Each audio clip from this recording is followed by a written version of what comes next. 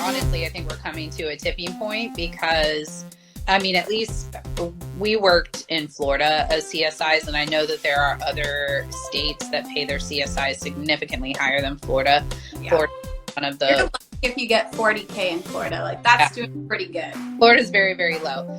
But we are searching for candidates with all of these requirements, and we're not compensating them for it. So we are either going to have to choose to pay to get the candidates that we're wanting, or we're going to have to accept lower quality candidates. Hey there, my name's Ashley Church. And I'm Erin West. We were once newly promoted crime scene and latent print supervisors on mutual struggle buses as we both simultaneously tried to navigate through the challenges within our forensic units. Now we run a business where we create tools and resources that we wish we had had to make these transitions easier. We like to talk about the experiences we've had in the forensic field, the good, the bad, and the ugly, in the hopes to create awareness around these issues and move the needle forward to create positive change in the forensic community. So if you're a forensic professional, regardless of your years of experience, who's not afraid to dive into real, raw, and sometimes uncomfortable topics, you're in the right place. This is the Forensics Unfiltered podcast. Welcome. Come on in. Have a seat. This is the third episode of Taboo Topics Tuesdays. Last week we talked about being pregnant as a CSI, and this week we're going to talk about money problems in the forensic field. The first time you've ever come to our page, hi, I'm Ashley. I'm one of the co-owners of Gap Science, and this is Erin. She's the other co-owner of Gap Science. Hey, Erin. Hi, guys. Hello, hello. Okay, so like I mentioned before, we're going to talk about money problems today. This is a huge topic. There's so many things to unpack. I think what we're going to talk about first is like salary in general, because it's usually really low, at least based on our experiences. And there's other topics like not getting paid to be an FTO, not getting paid for being on call, not getting paid for working odd shift hours. So it might turn into a multiple part series talking about money, but for right now, we're going to dive in first into just salary. I've only worked as a crime scene investigator and a forensic supervisor, but Erin, you have worked multiple positions at different levels of government. Yeah, I've worked as both a public servant, as many of us are, and I've worked as a private government contractor as well.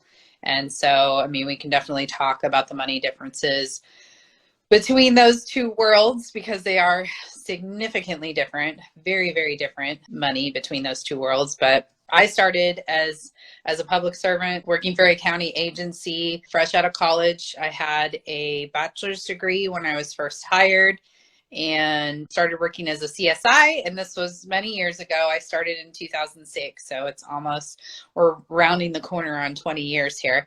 But when I started as a CSI, we made $12.82 an hour or something like that. So I graduated college. I quit the job that I have in college, which was working at Olive Garden, so that I could pursue my career in forensics. And then I quickly realized that I couldn't afford to pay my bills with my crime scene salary. So I went back to working at Olive Garden. So I actually worked crime scene during the day, and I would drive my crime scene van to Olive Garden. I would work at Olive Garden at night, and sometimes I would get called out directly from Olive Garden and go right out to a call out. And many times I made more at Olive Garden than I did at my full-time job as a CSI, which is crazy. Isn't that funny? Yeah, true story. Yeah. And unfortunately, in almost 20 years, it hasn't really gotten much better. Yeah. So I started out, I think, just above $16 an hour as a crime scene investigator, and that came with a bachelor's degree and a master's degree. Yeah, it's definitely an issue. I don't think, at least for public servant positions and crime scene investigator positions, like I know they've done pay studies. If you're new and your agency claims like, oh, we're going to do a pay study, I've heard agencies do that for like decades, and the result's always the same, like, oh, you're underpaid, and then nothing happens. Yeah. I think honestly, I think we're coming to a tipping point because, I mean, at least we worked in Florida as CSIs, and I know that there are other states that pay their CSIs significantly higher than Florida. Yeah. Florida is one of the, you're lucky if you get 40K in Florida, like that's doing pretty good. Florida is very, very low, but we are searching for candidates with all of these requirements, and we're not compensating them for it. So we are either going to have to choose to pay to get the candidates that we're wanting, or we're going to have to accept lower quality candidates, because, you know, we're wanting people with hard science degrees that have bachelor's and master's degrees. We want people with certifications. We want people with experience. And that's all stuff that you have to pay for. And a lot of our agencies, you know, because a lot of the forensic units are a very small, teeny little piece of a large agency. And so, and many of our agencies don't understand why we are so expensive. Like, I constantly like being teased by my chain of command about how expensive my units are and how expensive forensics is. And I'm always reminding them, like, you guys want all the tools and the toys and the technology and the people, and that costs money. Otherwise, we can slap some black powder on stuff and we won't need to require a bachelor's degree for any of our people, you know? So I think we're kind of reaching that point where it's like, how much of that stuff do we want? How much are we going to pay for it? Because people that are going and getting their bachelor's degrees and master's degrees and coming in with certifications, all of that stuff, it's going to be hard to snatch up those people for $35,000 a year, you know? And on top of that, you want to keep them, don't you? Like, you can't pay them such a shit pay, and maybe like they're fresh out of college, they're willing to take anything.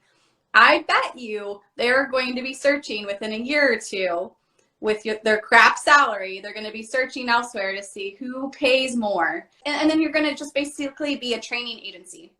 They're going to get their couple years of experience, and then they're going to go somewhere that actually pays more, right? So not only do you have to be willing to pay them what they deserve, but you have to be willing to actually like pay above the bare minimum just to keep your employees. I also think that's the case with certifications. A lot of our agencies want certifications, and they want them to obtain their certification once they come, or they want to hire them in with certifications. But my certification, like I joke with people a lot that my latent print certification, that piece of paper, is more valuable than my degrees are. Like, I can take that piece of paper and get a job anywhere and go make money anywhere with that piece of paper. So my agency, like, we desire all of our people to get certified, but there's no step up when they do. So I'm fully anticipating, as a supervisor over forensics, that I'm going to help them get certified, and then they're going to leave. They're going to go somewhere that's going to compensate them for that certification. And as a supervisor, I understand that that's probably going to happen, but that's hard. That's a hard thing to know, that that's coming down the pipe, and preparing for it. And it's definitely something that I want people that are like in college or thinking about going to college for forensics, do not get sucked into so much student debt, because you're going to get paid a shit pay and you're going to have that debt forever. You're not going to be able to pay it off. Like, do not go out there and spend like tens of thousands of dollars just on a bachelor's degree, but then people do that even more and go get, a master's degree that's not necessarily necessary to get in, but it does give you a little bit of a leg up. Yeah, I mean, when I went and got my master's, because I felt like I needed to be competitive, because everybody has their bachelor's. Like, your bachelor's is like your new high school diploma. Like, it's very, very common.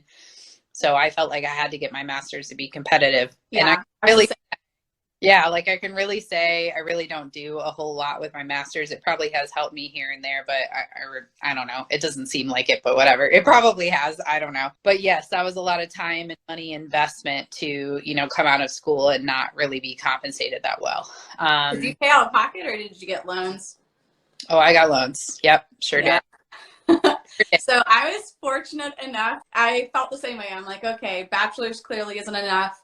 Everyone around me was getting their master's, so I felt like I needed a master's too. And I was super lucky that I actually had an assistantship. So I didn't have any debt for my bachelor's degree. I didn't have any debt for my master's degree. And again, like, I really don't use my master's too much. It did teach me a lot of life lessons, but was it worth tens of thousands of dollars? I don't know. But just to like drill that home, like if you can get education for free or at a very low cost, go for it. But, you can always go back and get your master's at the entry level positions if you have like tuition reimbursement at your agency. And I feel like that's a much better way to go. Like maybe as with your bachelor's, maybe you're not able to get the CSI position you want, but maybe you could get a dispatch position or a records position.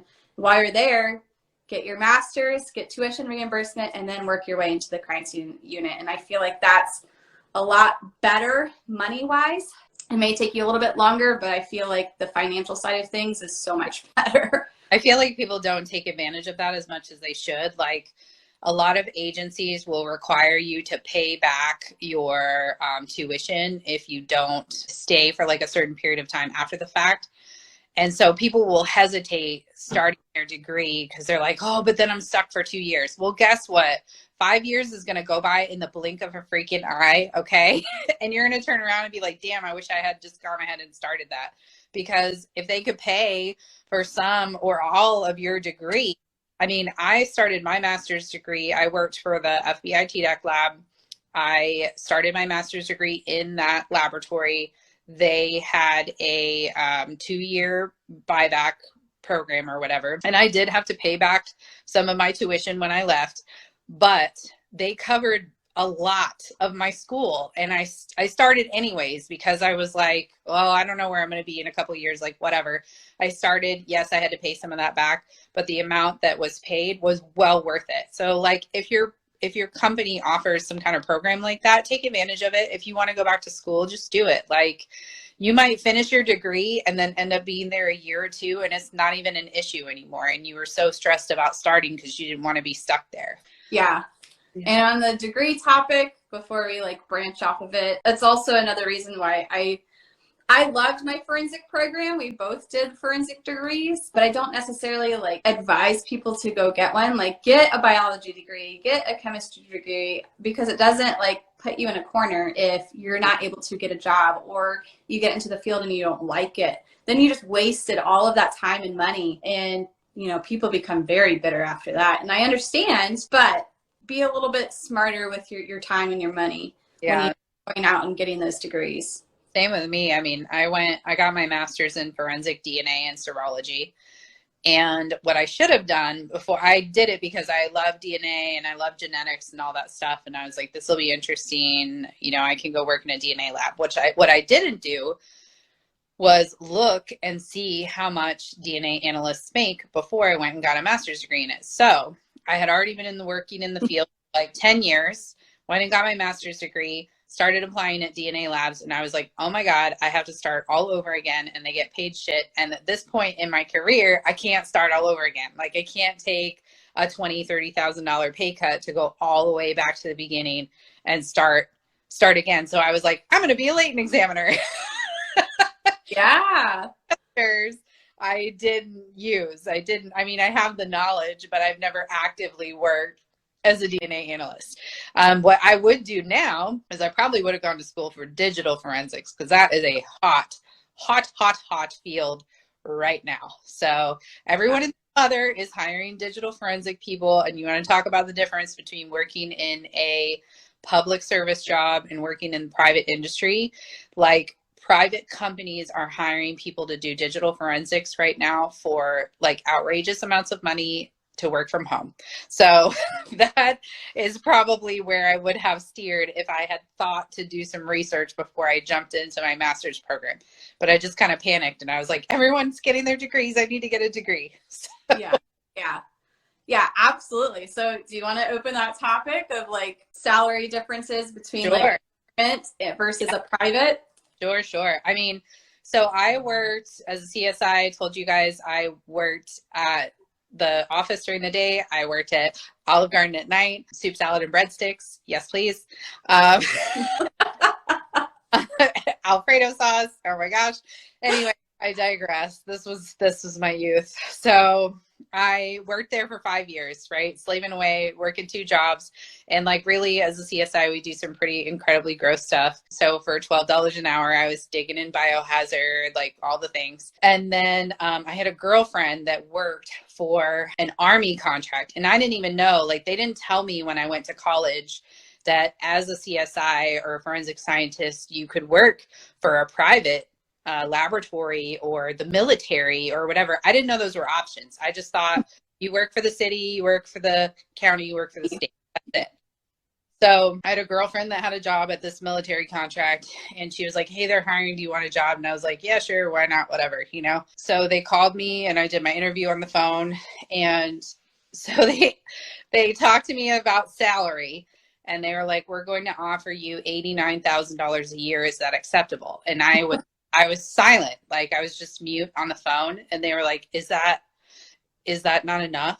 Now me, I was like 3 times the amount you made. Yes. I was very young in my career. So I could have, at this point in my career, I would confidently argue my salary. But at that time I was like, oh, that's fine. That's great. You know? So I took that position, went up and worked for the military for years. Tons of military contracts. Like if you live anywhere near Maryland, DC, Virginia, that whole area, there are tons of military forensic contract jobs in DNA, in latent prints. There's a huge laboratory in Atlanta, or not Atlanta, is in Georgia. There's another one there. There's Huntsville, Alabama. There's a huge area there. Those are all private forensic contracts. DNA, latent prints, processing, digital forensics, all of that stuff. And oh my gosh, the salaries are incredible, right? So yeah, the West Coast people get paid a lot more than we do. I mean, Florida, like that's yeah, I'm dying from Florida. I was like, oh my God, $89,000, you know, and the California people are like, I can't afford my studio with that. My studio apartment. I don't even think that's a studio. I feel like that's a closet. Yeah. So it's all relative. For me, it was like a fortune. So I worked up there for years before I moved back down to Florida. I think my final salary was something like $118 in Virginia. And all of the latent examiners on our contract, they were all in the 6 figures. Like at least they were all over like 110 or higher is what they were making up there. Now we were living in the, you know, Virginia, DC, Maryland area, which it is more expensive, but that was plenty of money to live off of and have extra, you know? And then when we moved back down to Florida, that was a very significant pay cut. So, but I will tell you some of the other differences that came with that. So working at a local government agency, obviously I get some benefits and perks like a vehicle with mileage and gas. That's really nice. I also get, our benefits are a lot better, you know, so we get a really great insurance at pretty low cost. We get really good retirement. We get a lot more paid days off. Like the contract that I worked for up there, I must not have read the paperwork. I just saw the 89,000 and I signed on the dotted line. And then when I started, I worked 12-hour shifts. And so when I started, I earned 3 hours a pay period. And I was like, I must have like a sick time bank or somewhere else where I'm saving my, no, it was 3 total hours. So for me, I had to save up 4 months to get 1 day off. Wow. Yes. So the PTO was bad. There was no retirement. Like you had to invest in your own retirement here. And this might be a Florida thing. I don't know about other states, but here they they invest in our retirement for us. You know, we had to do a 401k. The benefits were more expensive. Obviously, PTO was absent. But on the flip side of that, you got compensated by being paid a lot more money. So I did invest in a 401k, and I did, you know, pay for my insurance, and that was all fine and good because I made enough money to do that. So that's kind of some of the flip side of working private. Yeah. And I feel like people are attracted to government jobs. Like there's a lot of perks that go with it, but then people don't use it. Like, Yeah. you know, like they have medical insurance, you can have vision insurance, and dental insurance. And then I know people that have worked there for years and they're like, yeah, I haven't seen a dentist in a long time. I'm like, but why? Yeah. Like, you're paying for it. There were other things too. I mean, it was a very cool experience. Like they would do bonuses. Like, you know how you hear about corporations that give monetary bonuses? Like you could get a bonus. So if you really kicked ass throughout the year, they'd cut you a check for like a couple $1,000s at Christmas time. You're like, well, shit. Okay. Not a thing for government. Right. Yeah. So stuff like that was really cool. I think one of the stressful things about working in contracting and working in private industry like that is that the contracts only last for a limited amount of time. So I have a job now at a local government agency. As long as I don't fuck it up, I'll keep that job till I'm ready to leave that job. But contracting, you could literally come in and like tomorrow they could be like, well, the contract's done, so this job's gone. And people were used to that. Now, my type of personality, that doesn't stress me out at all. It doesn't bother me. I thought it was fun and exciting, and you can move from contract to contract. If you are one of those people that like desperately needs stability and you're like, oh my gosh, but your pension, oh, don't let your pension go. If you're one of those people, then contracting is not for you. So like along the lines of pension, we were both raised that you go get a government job. It has all the benefits. You get the retirement. Like that was drilled into my brain. And when I started, I don't know about you, but like the pension you can get after 30 years, and now they've bumped it up to 35. So you have to work in this little retirement like system for 35 years. That's a long, long time. And I don't know if it's true. Like I haven't met with, and obviously we're talking about Florida here. I haven't met with one of our FRS retirement representatives lately, but one of my best girlfriends just met with hers.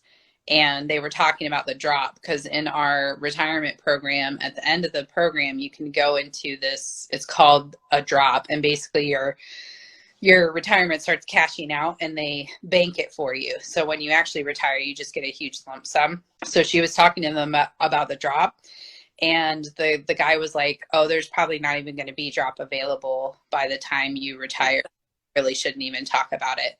And when she told me, I was like, someone said Florida's 25 since we're high risk. That was back in the day. I actually got hired the year after that changed. So it's 30 years for high risk. Yeah, I can't remember did that change happen in 2012? Yeah, I started in 2006 in FRS, but it has changed. Yeah. Yeah. It used to be 25. And then it amped up to 30, and now we're at 35 if you're starting out. Yeah. So that is one benefit. Unfortunately, that's like the goalpost is getting farther and farther away. So just something to consider, you know, all of the money problems that go with this field. What is high risk? That's a great question. So in Florida, under the Florida retirement system, we have high-risk employees are anyone that are regularly exposed to like danger, biohazard, anything like that. So all of our officers are considered high-risk employees. Like as part of their jobs, they're exposed to high-risk hazards. And because they are high risk, they get compensated more in their retirement.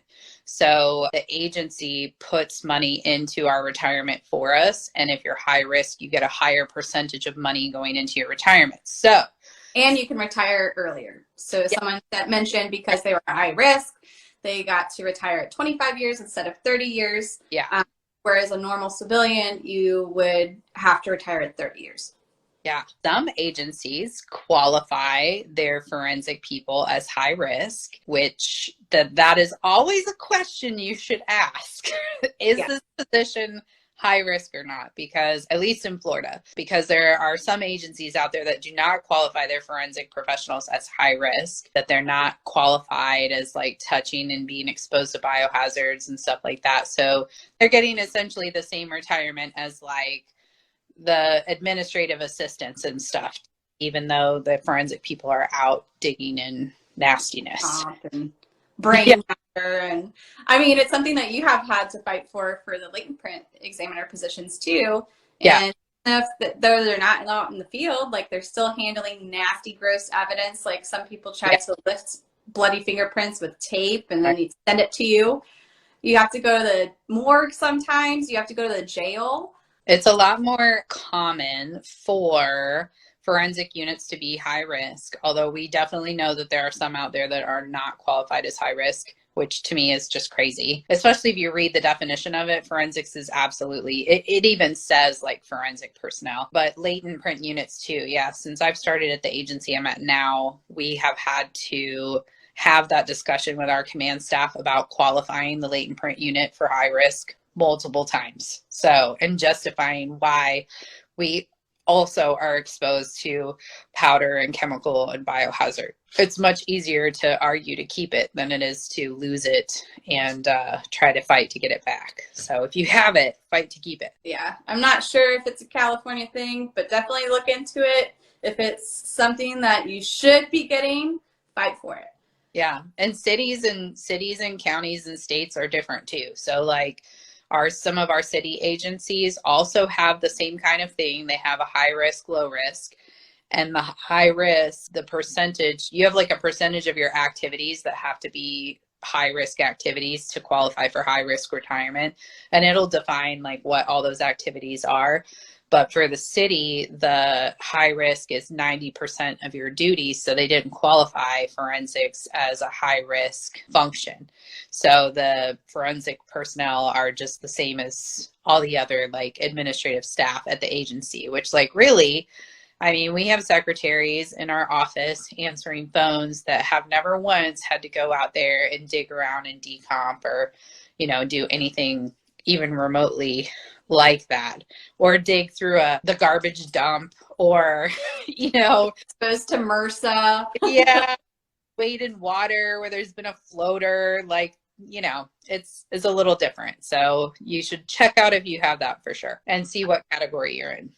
So one person asked, is it worth leaving your current agency to go elsewhere for higher pay? Couple things with this, at least from my perspective, is pay should never be the only reason that you leave an agency. If you're just chasing the dollar, your priorities aren't super in line.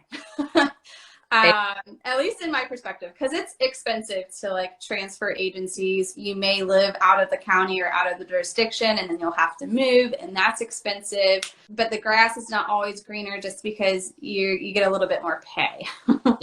I think that sometimes the grass looks greener when you've been somewhere for a while, but there is not an agency on the planet that does not have their struggles. Like every agency's got their struggles. And when you move and you're there for a little while and that newness wears off, you'll see their struggles, and that'll frustrate you just like the old place's struggles frustrated you. I've worked at several different places now. Every place has got their thing. There's no like perfect place that you'll search out and find. So I agree with Ashley. Like money is great. Making more money is wonderful. But I vote for choosing happiness over money. Now, if it's crazy, like if you make $12 an hour and someone offers you $89,000 an hour, well, I'll tell you what, I'll deal with their shit problems over these shit problems. Okay. Yeah.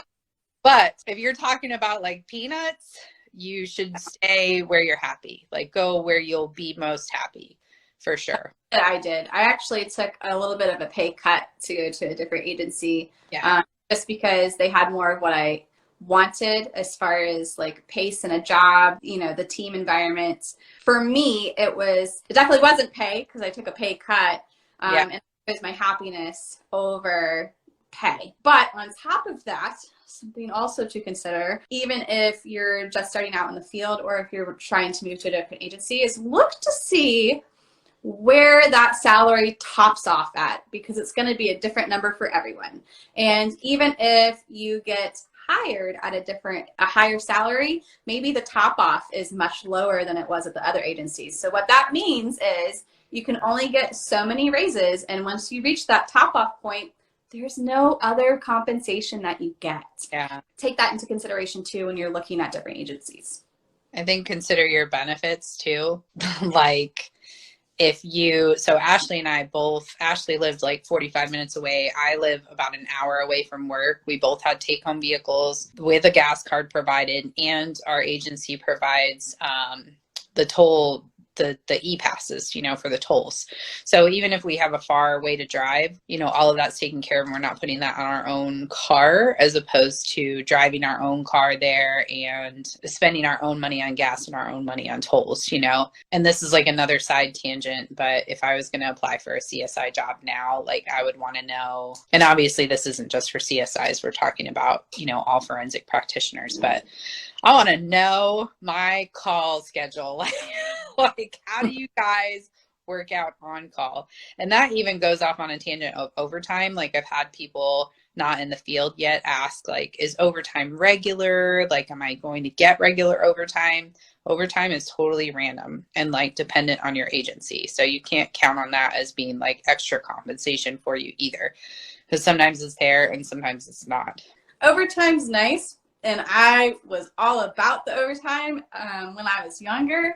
But nowadays, I want to go to hell home. So when people say, oh, well, I make like, double my salary because of all this overtime I work, that's not attractive to me, because I would rather be on a vacation somewhere. So I was the same. When I was like in my 20s, I would milk up that overtime. And now I'm like, okay, the day is done, ready to go home. Yes. Another person made a point that they are very upset. We have all these requirements, like you were mentioning, and higher level degrees with no compensation, a very low wage. And that is something to also, I think we may have hit on it, but I don't remember. Yeah. For your advanced degrees, likely you are not going to get compensated for it. We both have master's degrees, and for the civilian positions, they do not pay extra for those degrees. Some agencies don't even pay extra for their civilians if you have a bachelor's degree. So also take that into consideration. Definitely something you want to ask whenever you go to apply somewhere. And I will say too, like I talked about, that we don't really use our masters that often, and we don't, but you are not being competitive with what's out there if you don't at least have your bachelor's. Because we have a lot of people reach out to us and like, I'm earning my bachelor's degree in something random, not related to science or whatever, or like I have an AA or whatever. And I think for the more coveted positions, you're competing against so many people that if you aren't coming in with that kind of background, you probably won't even be considered. So I know we just had an agency by us post a position, and they had over 200 applicants. I mean, so they're literally, before they even speak with anyone, they're going right down the list and being like, do they have any training? What is their background? Like, what's their degree and all of that stuff? So like, do you have to go super far and get your master's degree? No, you don't have to do that. But I would at least get a bachelor's in a hard science or forensic science if you're trying to get into this field, for sure. Some people offered solutions, which I thought was awesome. So yeah. We don't want to just like sit here and bitch like we get paid low wages. Everyone feels that pain, right? But some people like suggested not living above your means and living below your means, and that will definitely help. And that starts with your degree. Like, don't look at this shiny, fancy, like forensic degree if it's something that you can't afford. Like, you can definitely get a more affordable science degree. You don't have to go to some fancy college. Most people don't really care where you went to college or what your GPA is, just as long as you tick those boxes. Or like first 2 years. I mean, you can knock your first 2 years out at a community college, which is so much less expensive. So when I did my bachelor's degree, I went directly to university. I was paying like $1,000 a credit hour. My husband, when he did his bachelor's degree, he got his AA through the community college, and we were paying it out of pocket. And oh my gosh, so much more expensive. And I got a degree from UCF. He got a degree from UCF. Ain't nobody know that he spent 2 years getting half his degree in community college, and we saved a fortune on his degree. And I think, like, I did not have good money skills when I went into college. My family was a family that never talked about money ever, like no money problems. We don't ever discuss money, whatever. So I went to college, got a credit card, like started using money frivolously without like really comprehending that I would have to pay it back and whatever. And then rolled right into a $12 an hour job, with those kinds of money skills. So like our agency right now, they do a free, well, it's not free, you have to buy the program, but it's Dave Ramsey's Financial Peace is what it's called. Yes. Yeah, it's like $100 for the whole thing. It's like 6 weeks long. But something like that, like they were starting the next session, and I recommended it to all of my forensic girls because it's very impactful to get your money under control. And then your position isn't so stressful, if you really are someone who's looking around to make better money. Yeah. And if they don't offer that program, your agency probably offers at least some type of financial advisor, financial assistance, especially for the retirement side of things. I know for sure that they do that. But yeah, I thought that was a really great thing. And on top of that, like the agencies actually look at your credit. They want to make sure that you're not like, owing so much money, especially because in the forensic units, you're going to be handling a lot of money. So it's like a high risk security type thing. People in desperate times, they do desperate things, and they want to make sure that you're trustworthy enough around those lump sums of money so that you're not trying to steal it to pay off for all of this debt that you have. They do definitely deep dive too. I mean, for local government, I mean, they're really going back through your credit history to see if you have any bankruptcies, any delinquencies. Like when we sit down on an interview board before you come in and sit down for your interview, like we've reviewed your financial records. Like it will say in there how many delinquencies you have, how many bankruptcies you have. So money can be a significant factor for not getting a job and for a job being stressful if it's low paying, for sure. And then some other solutions they offer, definitely take advantage if your agency offers a 401k, use tuition reimbursement, like we mentioned, even if you have to climb the ladder that way, like that's so much better than getting student loans. Please don't have tens of thousands of dollars in student loans and then come into this field. It will be very hard. It will be an uphill battle trying to get those paid off. And then also overtime. I mean, that's kind of a given. Maybe not at some agencies, though. We're getting into some weird times with money where they're like, we don't want to pay you overtime. You have to flex off. So you can't always bank on overtime. Totally random. So this is a friend from California. Okay. In her experience, they said the majority of positions in their area are part-time, no benefits, and starting $15 to $20 an hour, which we know ain't going to get you anywhere in California. Yeah. Oh my God. What an exciting job to do part-time. Like, like, oh, we're going to need you to come in because we have this really disgusting floater that we need you to come work. And then you can leave for the rest of the week. I'm like, okay, great. Thanks. So, great. Sign me up. Yeah. I mean, unless you really need some part-time gig or you just need to get your foot in the door. Yeah. Experience. Like, I wouldn't take that position. So I don't know, by doing that, is your agency really getting the best qualified people? I don't know. I'm not sure. The key is that to get really good at something, like you have to do it a lot to get really proficient at it. So if you're just dabbling in it here and there, it's probably not building up your skill set really well. But that is the perfect position to take if you are trying to get your foot in the door. That's the perfect position. Because yes, then you can kind of learn stuff without like being so overwhelmed. That's also kind of scary. Like if they're entry level, they haven't done this before, and they're working part-time, likely with no supervision. That's kind of scary. Are they, working their cases as best as they could? I don't know. That's interesting. Let us know, California people, how that works out for you. Maybe there's some benefits to it that we're not considering because we've never done that before. I mean, obviously the agency doesn't have to pay for benefits, so that's huge for them. Yeah. They can bring on a bunch of people. Oh, that just infuriates me though.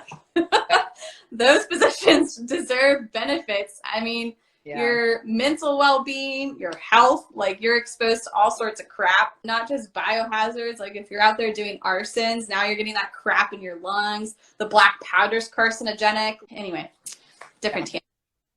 So most agencies that we come across do not compensate their field training officers for civilian positions. Yet they compensate field training officers if you are sworn. We actually have known someone that is sworn and teaches civilians and sworn people, and he will get compensated when he teaches the sworn people, but he will not get compensated when he teaches civilian people, which blows my mind. So this is the last little tangent. We'll talk about pay. And then next week, I think we can pick back up on the differences between on-call pay, certifications, different shift hours, and etc. But yeah, it's definitely a sore subject of mine. I was lucky enough to actually get paid as a field training officer, but it's only because I was able to squeak into a state mandated field training officer training. There was a 40-hour training, and then that's when I got signed off to be compensated. There's other agencies that will basically refuse their civilian crime scene investigators to get that training. And because they haven't had that training, they don't qualify for the pay incentive to be a field training officer. Most of these programs are several months long, up to a year, maybe 2 years long. So if you're going to require someone to have that much extra duties, compensate them for it. It's not even that much. I think I got an extra $1 an hour. Yeah. Someone says, that he got compensated 3% all year for being an FTO, but he's sworn. So that's amazing. That is amazing. I love it. Yeah. I'm very happy for you. Your poor civilians get nothing, most likely. Yeah. Nothing. And we had, field training programs that, we ended up filling up a 4 or 5 year binder worth of materials and exercises and quizzes and tests. Yeah. One of our officers the other day, it was so funny. He was like, you guys give them more training to do forensics than we do to let our officers carry a gun. It's true. Our training programs are hella long and intense, but we want them to come out with all the skills they need to do the job. So we invest a lot of time and energy into it. But yeah, it's definitely not treated the same way. I know there are definitely agencies out there that do wonderful things for their FTOs. We have a instructor that works for an agency down here in Florida. Well, we have an instructor on here right now that works for an agency in Florida that compensates their FTOs. But Rebecca is the one that I'm thinking of. And they actually, their FTOs have to apply for the position, interview for the position. They're actually selected trainers. They're not voluntold to it. And then because they are interviewed and selected for the position, they also get compensated for being an FTO. And I want to say they even have in policy that they get extra time off because you are spending extra time writing DORs and stuff like that.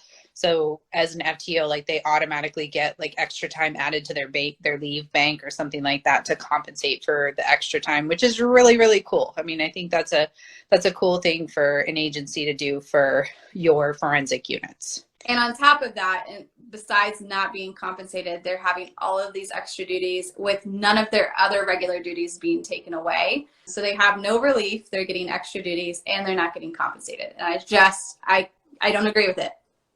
But I do think, as a side caveat, if you're going to ask for a demand FTO pay, you better have a badass training program. Yeah. If you can't be a job shadow. Yeah.